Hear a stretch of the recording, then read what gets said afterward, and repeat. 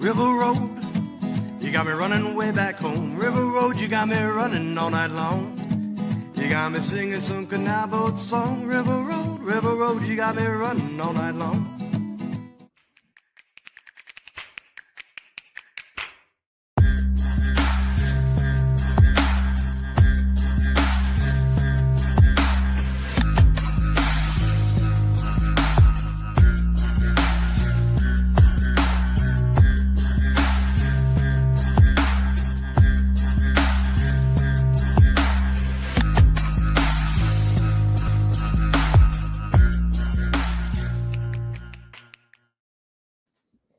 All right, everybody. Welcome to another episode of Niner Nuts.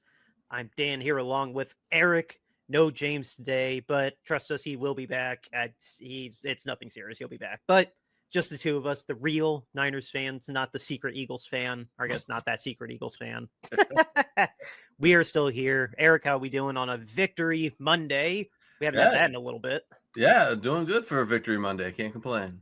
Yeah, all things considered, I mean, obviously didn't come without the caveat of somebody going down, but as is the case with the entire season, basically, we escaped New York with only one notable injury. I didn't see if anybody had a lingering, like woke up this morning and felt bad, but obviously we'll need to address that elephant at some point. But I always like to do some nerdy number stuff first. And here we go. Mac Jones had a nice little rebound day. All things considered, it was a nice little rebound for him. 235 passing yards, 2 touchdowns, no picks. That was nice that you didn't have a fluky pick this time. Passer rating of 135. And Christian McCaffrey once again leading the way, receiving and rushing. He went, 173 total yards, and both a rushing and receiving touchdown. The 16th time that's happened in his career, and now he is the sole number one running back, or I guess player, to have that happen, where he's had a rushing and a receiving touchdown 16 times. But we also got into the end zone with Brian Robinson having a real breakout game for him. I texted everybody that this one had to be special just because he used to play for the Commies. And then Juwan Jennings found the end zone for the second time this year, but no one really shined. Everybody contributed, but it was obviously the Christian McCaffrey show on the receiving end. For the defense, I'm going to stretch that out, see if... Nope, that didn't help. Defense, we did pretty good overall. I mean, for giving up 24 points, one of those touchdowns was definitely garbage time. So let's say, when it mattered, it was 17 points. But we were able to get to Jackson Dart, which we were not able to get to CJ Stroud last week. Sam, I can never pronounce his name right, but 91, I love him. I'm not even going to try it.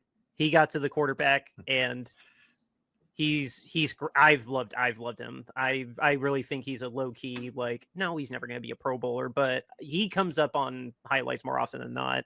And then Sealan Farrell, welcome back to the roster, dude. I thought his sack, he killed Jackson Dart because he got him from behind. Yeah. That was just epic. Listeners, if you didn't watch the game in real time or see the highlight, Jackson ran out of the pocket. Sealan Farrell overshot him, but was able to come back and just crushed him from behind. I was really impressed he still got up because he was very much blindsided by that hit. Oh, yeah. And then, oh, that's right. Mac Jones did have one fumble lost. I did forget that. A very fluky loss. I've noticed a lot of his turnovers are really fluky. But that aside, Jackson Dart, still not a terrible game, but we gave him a little bit of a headache. His completion percentage was not great. He had 191 passing yards, 2 touchdowns without a pick or a fumble. So once again, we're not causing turnovers, really. 107 passer rating. He was also the team's leading rusher, so we called that on our betting ticket. Yep. He also found the end zone once. No one else. 71 yards between 2 people. So yeah, without Scabadabadoo, no real running game outside of Dart. And then for what it's worth, Darius Slayton was their number 1 receiver, but we held him under 70 yards. A good, ideal number to hit. But then Theo Johnson and Gunnar Olszewski, who's basically their specialty return man. I'll admit that was a pretty good touchdown by Gunnar. I was very impressed we gave that up. And then on the defensive side, Brian Burns was a headache. He was a massive headache to deal with, but we handled it fine. We only gave up 1 sack to him and 1 to Nunez Roches. Otherwise, we kept a pretty clean pocket, surprisingly. Mac had a much, much better game, and yeah, Brian Burns didn't wreck it for us, and neither did Abdul Carter, which was nice. So, I mean, overall, the only sour note to come out of it is that we did lose Mykel Williams. I mean, if we want to like just get that out of the way now that I've done the nerdy stuff, Mykel Williams is actually not here. I was trying to pull up his player profile. He's right down at the bottom there. There he is. There we go. I just wanted to have him up since I got visual aids. But yeah, our first pick, pick number 11 from this year's draft, he and Bosa can now bond over tearing their ACLs on MetLife Stadium very early in their career. And yeah, he was a presence. He wasn't lighting up the stat sheet by any means yet, but this is a real loss, big picture wise, because this is time he's losing in his rookie year to know what his body feels like going through 17 games instead of 12.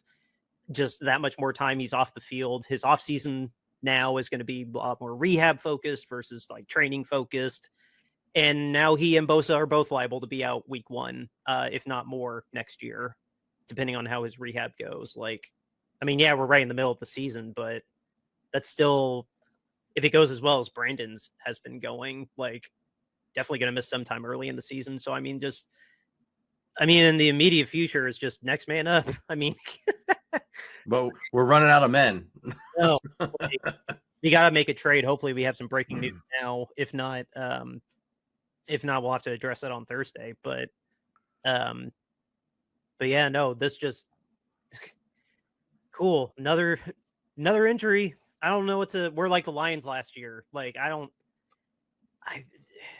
it hasn't broken us until we see it break us, which obviously going against the Rams next might not go well, but I don't know. At this point, I'm speechless. Like, this really just sucks for him, like big picture wise, but yeah, I don't know. Like right now, we just got to next man up. We've been doing it all year already. So I don't know. I'm just kind of numb to it at this point. What about you? What do you think about this? Yeah, I mean, the injury is a big deal. I mean, for all the reasons that you mentioned, and then just because we need bodies. I mean, that's the bigger impact of it all, is that we need bodies on the defensive line. And I mean, yeah, he wasn't lighting up the stat sheet, but he was out there and he was taking, full complement of snaps and was playing most of the downs and everything like that. So I mean, like, he was grinding away out there. And I mean, it's not that he didn't deserve to be out there. Like, he was not bad. He would set the edge okay, like, running. Yeah. So I mean, like, it was good to have him out there and stuff like that. And I mean, like you said, he's losing all this time now. He's losing, like you said, the conditioning of, can his body get from 12 or 13 college games to 17 pro games, and his training and conditioning in the off season is going to be different. He'll be rehabbing instead of training and all that stuff. And so, I mean, it's going to be an effect on him and whether or not he'll actually be back in time for week 1 of next season or not. I mean, it's all up in the air, but in the immediate aftermath, we just need bodies. So, I mean, John's going to have to go out and find somebody to come in and play. I mean, that's all there is to it. I mean, we just don't have any healthy defensive linemen. I mean, yeah, we're completely exhausted. We need to find somebody. Like, I mean, hopefully we get some nice trade news. Like, if we get, I saw rumors about going for McDonald from the Jets, which would be great because Saleh knows him very, very well. There's still, I forget his first name, but Chubb from the Dolphins is still available because we lost out to Jalen Phillips. That was some great news to literally wake up to. When I texted you guys, it was a 10-minute old post from Shefty. So at 7:30 in the morning, he just posted it, and I'm low key glad Jimmy's not here for that, because I would be livid with him. Like, did you guys need an edge rusher? Why? Like, are you just screwing with the rest of us? Yeah. But no, Yeah. Jalen, I mean, I'll be happy if we get Chubb too, but low-key, I was really, really hoping for Phillips because he very much is a diamond in the rough on that Dolphins team. And now he's going to the reigning Super Bowl champ. So that's awesome. F us, I guess. Yeah. Yeah, that was not good news to wake up to see that happen. But I mean, there's still plenty of names out there. There's still plenty of people that can be had. It's just is Thibodeau's still out there. Yeah, I mean, it's just is John going to be willing to pay the price that some of these teams are going to be asking? Because I mean, the asking price is high. We've gone over it for a couple of weeks now. There's so few teams that are really relatively out of it. The Dolphins being one of those teams, the Jets being another, this Giants team now being another. But there's only a couple other Saints or another team that's out of it. But there's only the Bengals would be, but they're honestly, that division's such a mess. They're even with the loss yesterday, they're still not really that out of it. Right. So I mean, yeah, I mean the Bengals are delusional enough to think that they can stick around, even though their defense can't stop anybody. So and Joe Flacco's playing on a bum shoulder. Yeah. So I mean, it's a tricky predicament there with John's trying to make trades and people are gonna, rightfully so, try to hold him hostage a little bit, knowing that he's desperate for players and probably, want a bunch of picks from him. I mean, what they traded a third for Jalen Phillips, I think I saw. Yeah, it was just the third. It was a third round, and Jalen went over to the Eagles with a seventh. Okay, so I mean, you'd like to think that we would offer a third too, but I mean, maybe John isn't willing to part with his third round pick. Maybe he's only partnering with fourth round picks at this point in time. I mean, I don't know, but we got to spend that third rounder on a running back. So, but I mean, he's going to have to make some moves. There's only 2 healthy defensive line starters at this point in time. So, and that's assuming that Huff comes back and he would make it 3. But I mean, otherwise, we're just out of people. We're out of bodies. So, yeah, it's what Calais Davis doesn't have an injury, and I honest to God think that, and Sealan Farrell, outside of Calais and Sealan, that's it. In terms of actual injury. Yeah. Alfred Collins is still working back. CJ West is working back. Huff is working back. Oh my God. Wanaku, I'm 91. 91 was playing on a bum ankle and still played pretty well, but he has a bum ankle. So yeah. Well, we got our 2 bookends from week 1 are gone now. That's a reality that we have to we're not. Yeah. Now we're kind of screwed in that regard because now we don't have either of them. Now it's got to be Bryce Huff and fill in the blank. Yeah. Well, we just got that guy from New England that. White. Yeah. Yeah. So I mean, he's still there too, but I mean, we're just down a lot of bodies. Yeah. Obviously, that's the most glaring issue that we have. Even more than our linebackers, and our linebacking core is. Jesus, oh my God! Is Tatum Bethune? Who I'll give him credit. I don't. He's playing great. I don't mean to poo-poo him. Tatum Bethune is honestly playing very, very well on such short notice and big shoes to fill. Yeah, don't. He had 16 tackles last game. Oh wow, it was really 16. Yeah. Damn. Okay, I see you. I just don't like Curtis Robinson behind him. Curtis Robinson was a 4th stringer for a reason. He's not a great. No offense. I know he was our man of the year candidate, but I don't. We need a defensive lineman first. But I mean, I would not mind if we got a cheap flyer veteran to be out there with Tatum just to solidify the run defense just a little bit better. Because if we can at least shoot a linebacker in there that's not Tatum or along with Tatum, that would help so much. Well, I mean, we still have Winters when he's not hurt. So. Oh, that's right. Winters did. Yeah. No, Winters, if he can stay healthy. Yeah. Thank you for reminding me that. Okay. So keep Curtis Robinson off the field and just pray that Winters doesn't break. Yeah.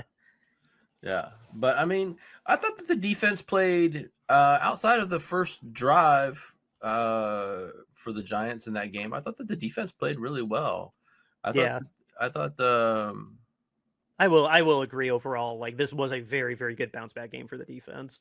Yeah, I mean, let's not kid ourselves though. I mean, the Giants aren't good either. So I mean, the Niners should play well against them, but I mean, they still have to play well against them. I mean, the Texans weren't good either, and the Niners defense played crappy against them. So I mean, they can still happen.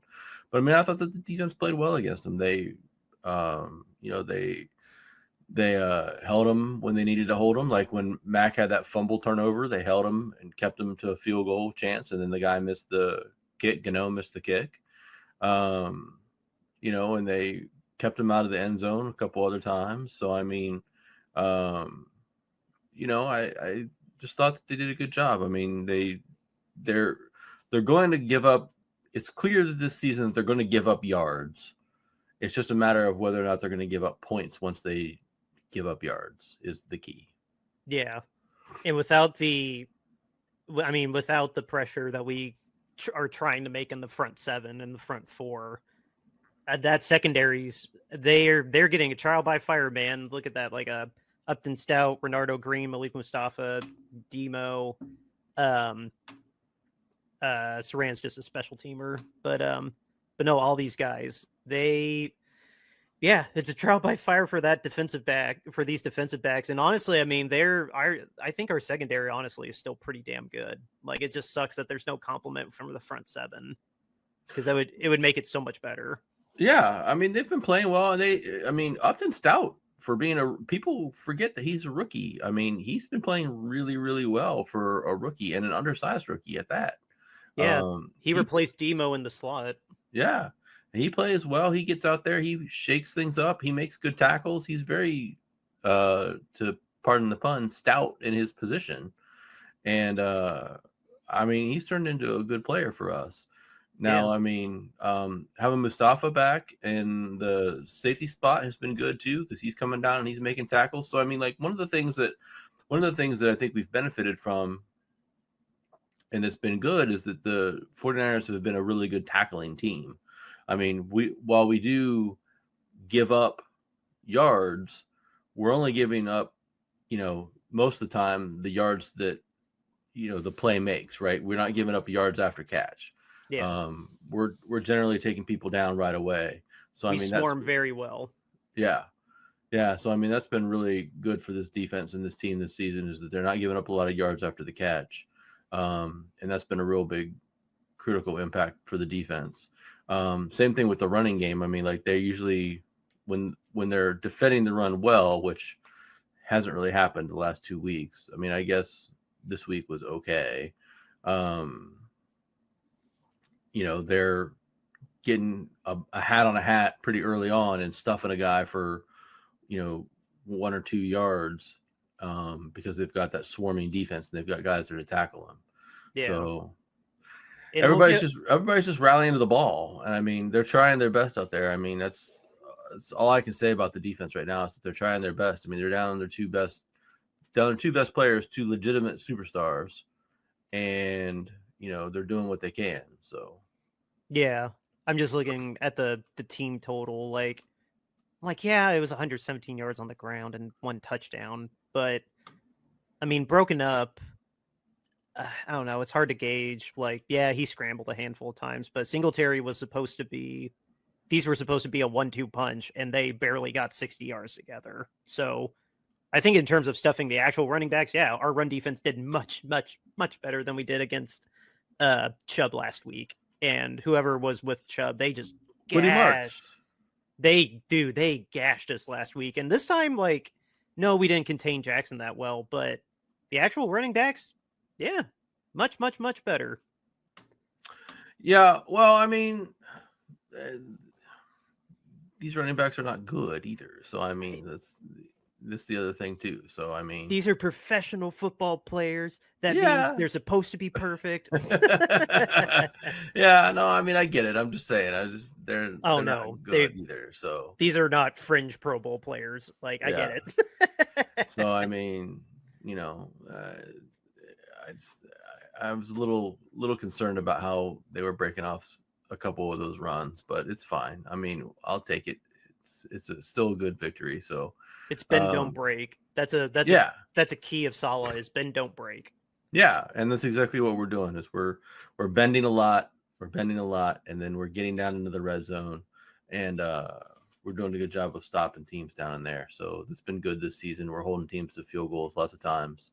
Good situational football, when the true, those intangible, or not intangible, but when, for lack of a better term, it matters.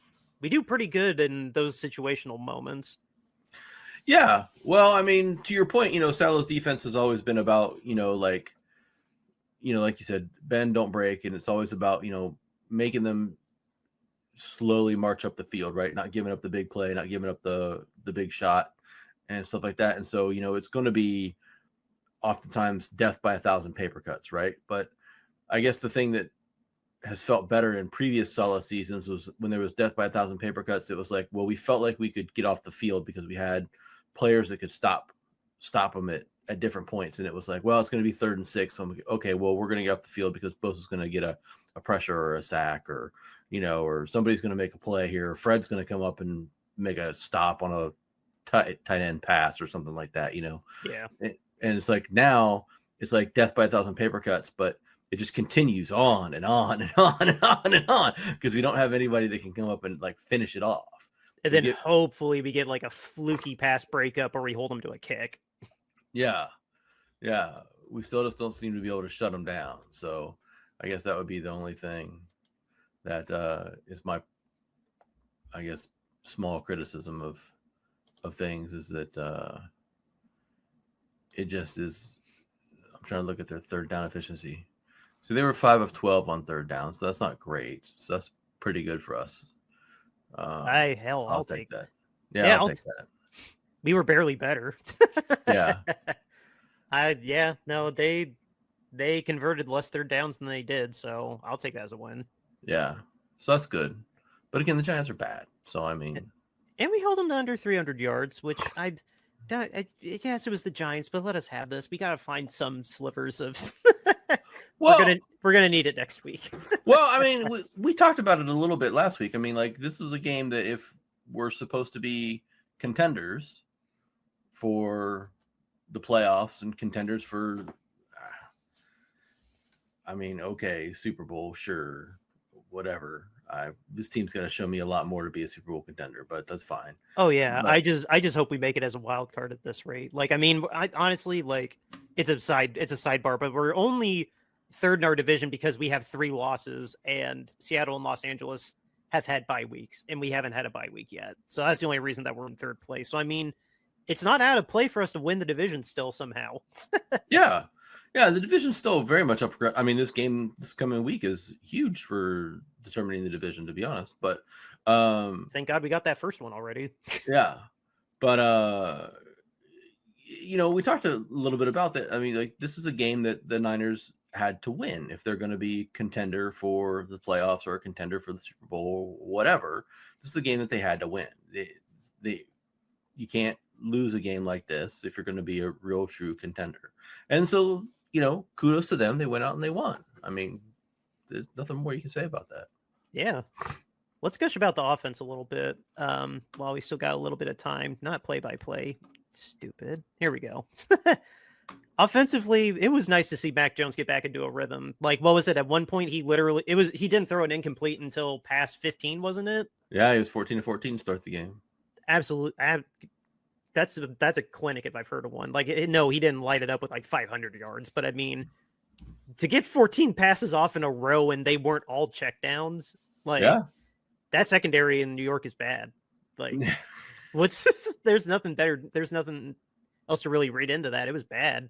Mm-hmm. Given no, Christian was the one that got the most yards out of it, but I've noticed this too. I don't know if we've said it like explicitly, but like 1, 2, 3, 4, 5, 6, 7, 8 players caught passes, and DeMarcus missed his only one. But like, we're not sure Christian is the one that ends up with like 5, 6, 8 catches, but we still try our damnedest to get Mac to spread it around, and Mac is trying to spread it at least.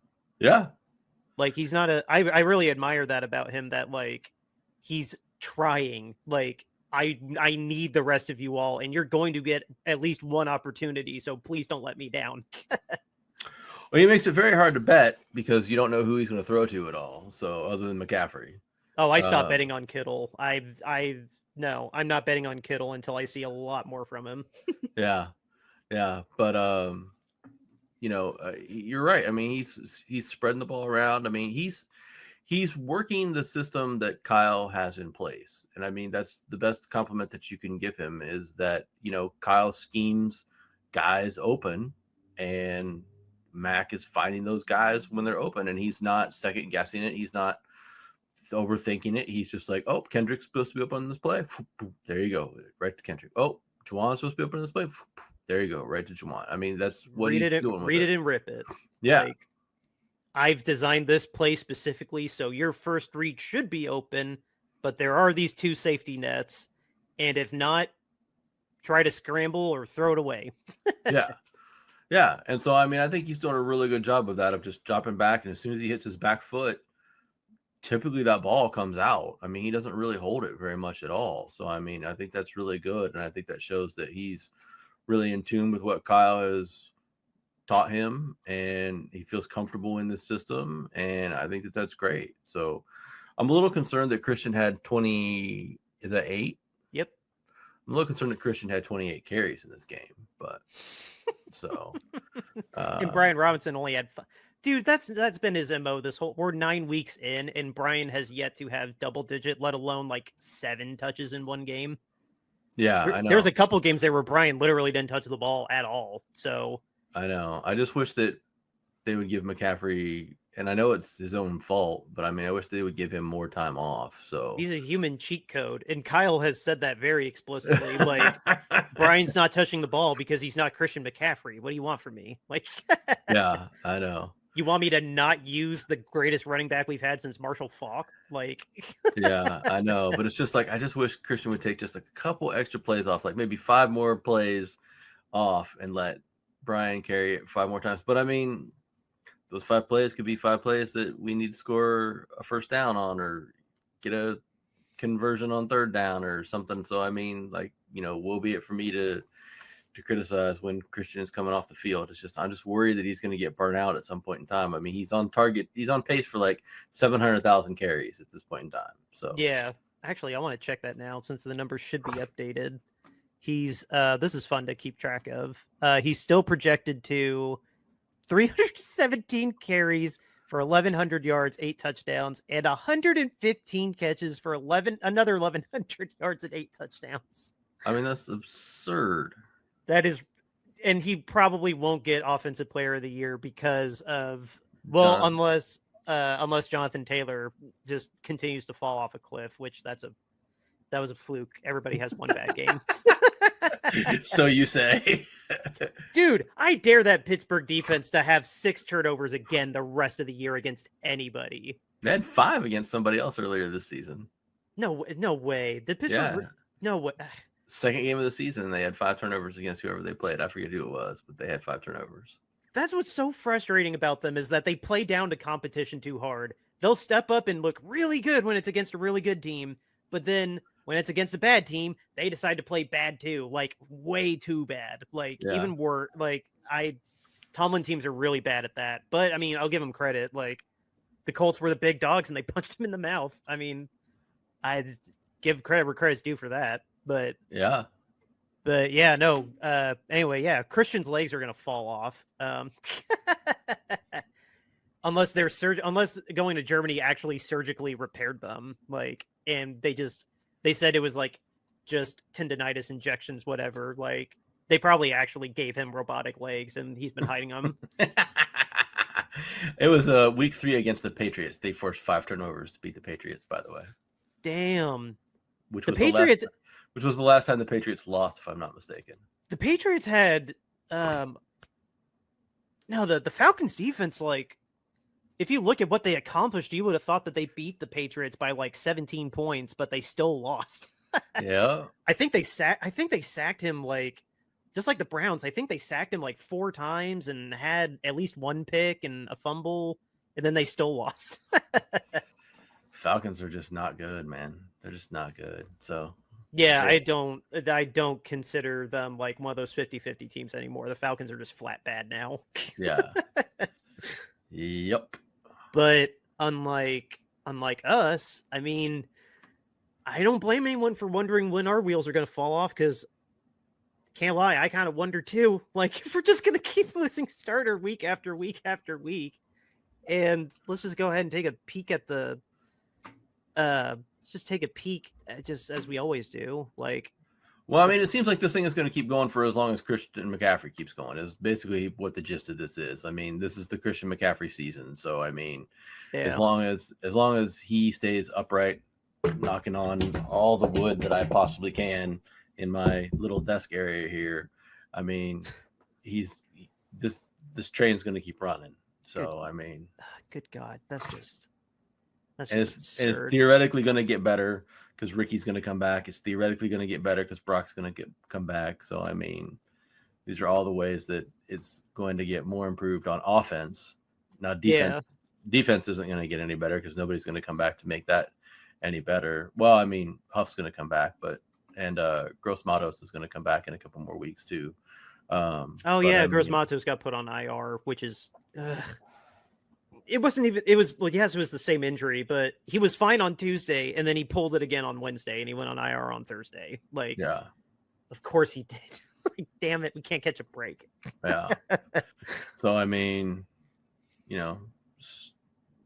big stretch of games coming up. So damn it, we still have another 1:00 game. Yeah, versus the Browns.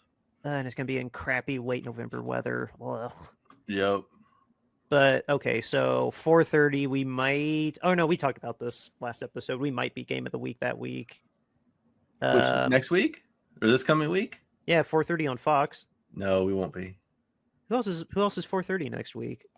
I'll pull it up, but I'm pretty sure we won't. It's like Lions and Commanders or something like that. No, we're in week 10. Week 10 is. Come on, I can beat you to it. Let's see. The 4:00 games. Cardinals, Seahawks. Nope. Us and the Rams. Maybe. Lions, Commanders. Are they? Yep, they're both Fox. Yeah, it's gonna go Lions, Commanders. Never. Or well, no. With with Jaden Daniels out, would it still be with Jaden Daniels out? Since he just shattered his arm. I know he just dislocated it, but. Probably. Ooh, I don't know. We're both 6-2, and the Commies are 3-6, and they don't have their starter. It's going to be the Marcus Mariota show. I mean, it should be our game. I prefer it not be our game because I can't watch the game live, so I need to be able to record it on YouTube and watch it later. So I prefer our game to not be on. Oh, that's a fair point. Wow, only 3 4:00 games again. Jesus, these bye weeks are killing us for the 4:00 games. Yeah. But yeah, that's at least we're at home. Yep. I was actually thinking about it while I was at work. Every single time we play the Rams for this is the third or fourth year I've been doing, or fourth year we've been doing this show, or third year. Anyway, every single time I've been doing this show, I'm always terrified of the Rams. And then most of the time we end up beating them. Like, yes, most of the time we've ended up beating them. Or we handle them still pretty well. Even that one game where it was no starters and Carson Wentz beat us. Like, either the Rams barely beat us or we wallop them. Like, I don't remember the last time that the Rams actually stomped us into the ground. So yeah. I'm trying to cling on to that we're going to step up and still find a way to because we thought we were going to die in this game, and then we ended up winning by 3. Mm-hmm. So yeah. I'm trying to cling on to any hope that we're at home. It always is pretty close with these guys, or we dominate them. Like, if they beat us, it's barely beating us. So these Rams are hot at the right moment. I'm really scared of this offense. Yeah, I mean, you should be. I mean, they've got Puka Nacua and they've got Devontae Adams, who's having a really good season for them out in LA. Williams is a great back. Yep. And Stafford's timeless, kind of like he's almost at Rodgers level now. Yeah. And I mean, if we're not able to get any sort of pressure on Stafford, he'll absolutely pick our secondary apart. I mean, that's not a negative on the secondary. It's just if you give that guy that's that good that much time, he'll find the opportunities and the holes to break you down. So I mean, even if it wasn't Puka Nacua, and like if Puka and Devontae were out and he had to go out there with Tutu Atwell and that guy with the long dreads, like it would still be that dangerous. Just because Stafford is that accurate and his offensive line is holding him up a lot better than it was last year. Yeah. So we've got to figure out a way to generate pressure on him now. Maybe having Huff come back does that for us. I mean, that would be great if he can push the pile and generate a little bit of pressure. We've got to be able to generate pressures otherwise, and so that's going to be the whole key to the game is just making Stafford uncomfortable back there so he can't lay back there and pick us apart. So I mean, if you remember in the first game, he did that is he was just marching up and down the field. At one point in time, he was like 8 of 8 on throws on drive because he was just marching up and down the field against our team. We didn't have any answer. Yeah, thank God we had the lead that we did because he definitely cut into it. he tried his damnedest. If there was another quarter, we would have lost. Well, I mean, remember we're one really great play on the goal line from losing that game. I mean, Alfred Collins forced that fumble there, which was a great play. Don't get me wrong, but I mean, we're one play away from. Yeah, if that fluky fumble didn't happen, we would be 5-4. Yeah. So I mean, this team's going to be a challenge for sure, and we're definitely weaker defensively than we were when we played them the first time. So I mean, it's even more of a challenge this time around. But Vegas isn't falling for it. They have us basically dead split. Like -3 for the road team basically means it's split like it is here. Like 0.4 favorability for the Rams. They are not falling for this being a blowout. No. And I would be surprised if this was a blowout too, just for all the reasons that you said, Dan. I mean, these two teams play each other all the time, very close and very, very competitively. And so for it to be a blowout, it would be a really big surprise. And I just don't foresee that's going to happen. And so hopefully we come out on the right side of it. Yeah, no, I think this has been personal for Shanahan since the NFC Championship 3 years ago. Like, wouldn't you That's agree? Reasonable. Yeah.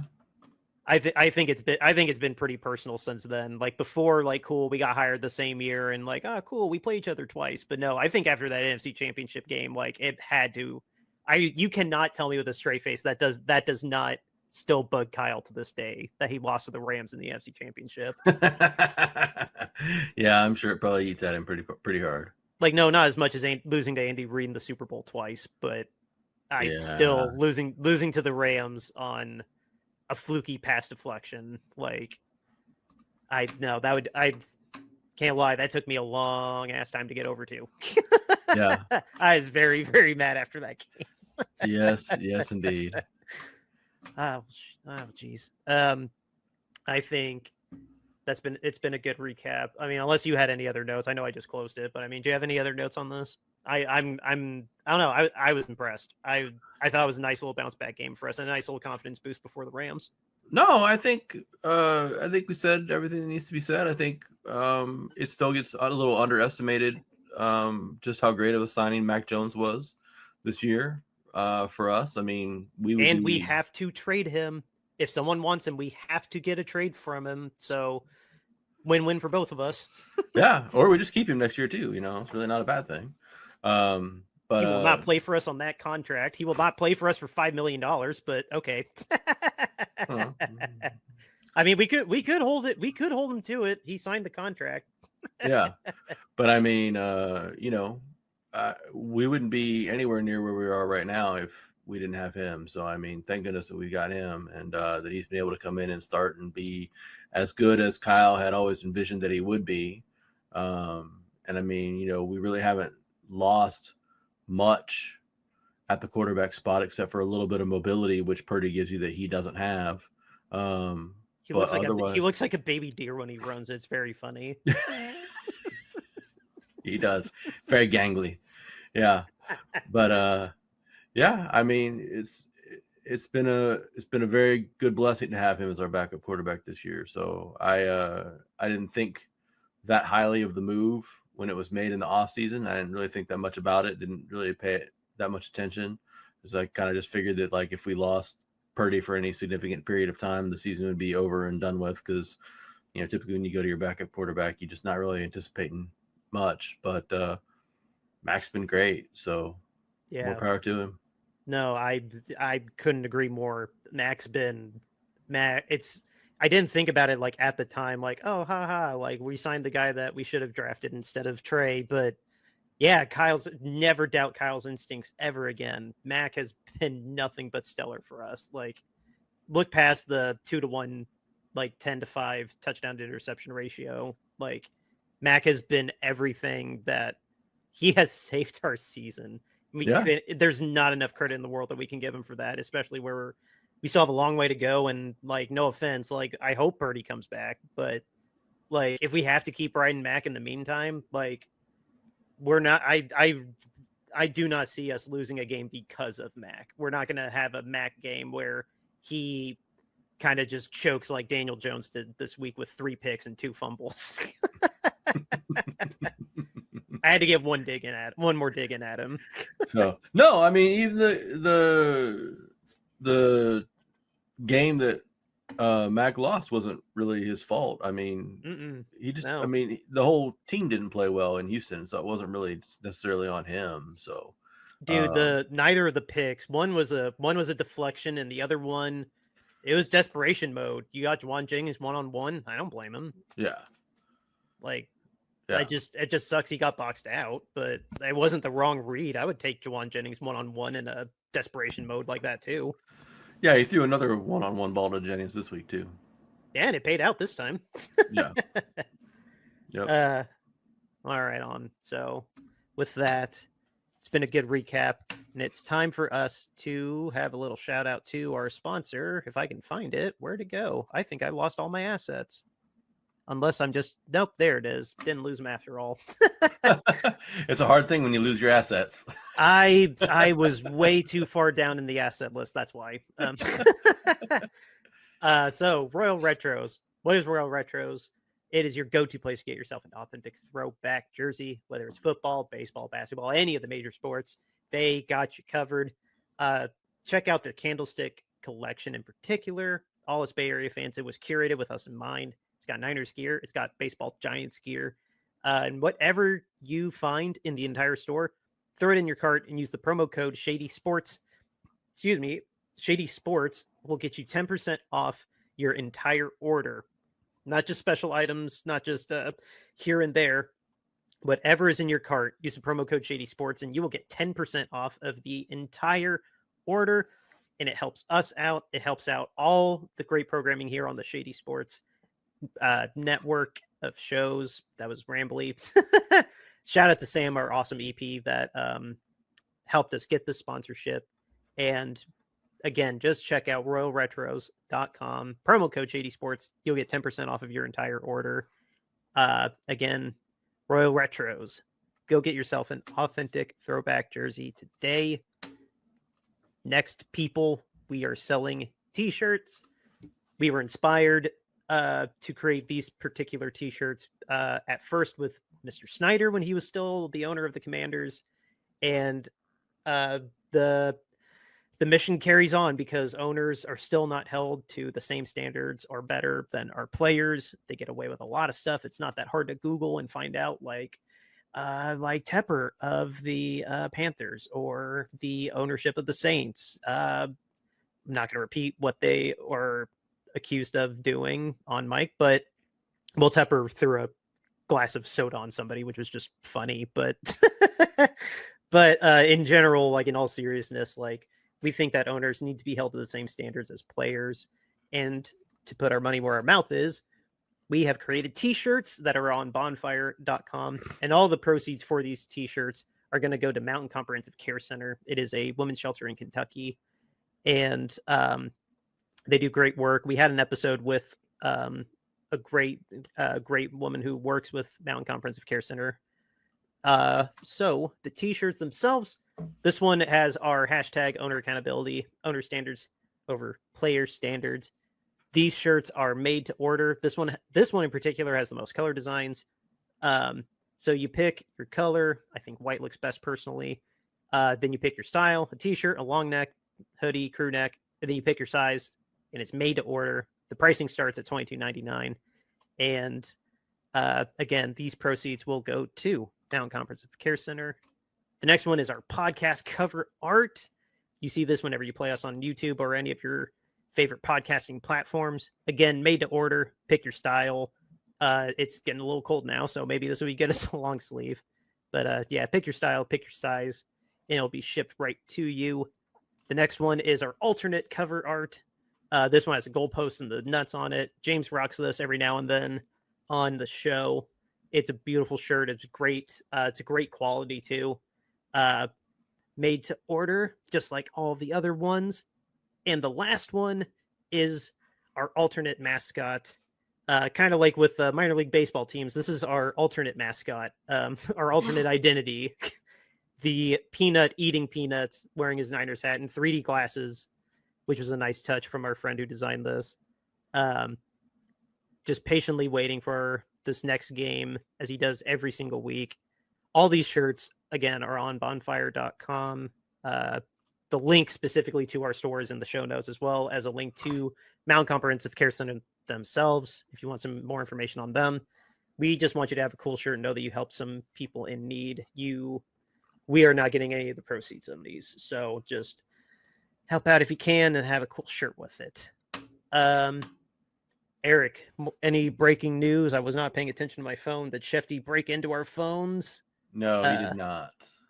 The trade deadline. Well, when you guys are listening to this, it's today. The trade deadline. Actually, the trade deadline is in 3-4 hours. If you're listening to this, the second it drops.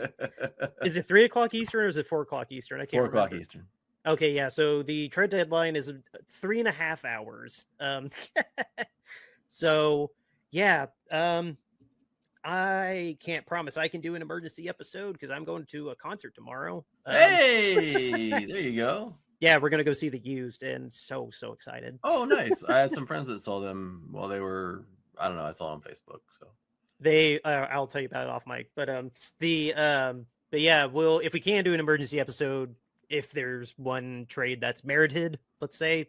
If not, we'll be back on Friday to talk about why we didn't do anything at the trade deadline and and our picks for week 10 of the NFL season. I hate that we're at week 10 already. We're getting old, our beards are getting grayer. Just time is a circle and it's moving too fast.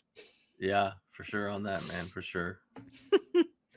Well, yeah, no breaking news. Nope, that was a text from family, so never mind. Breaking news, dinner's ready. Yes.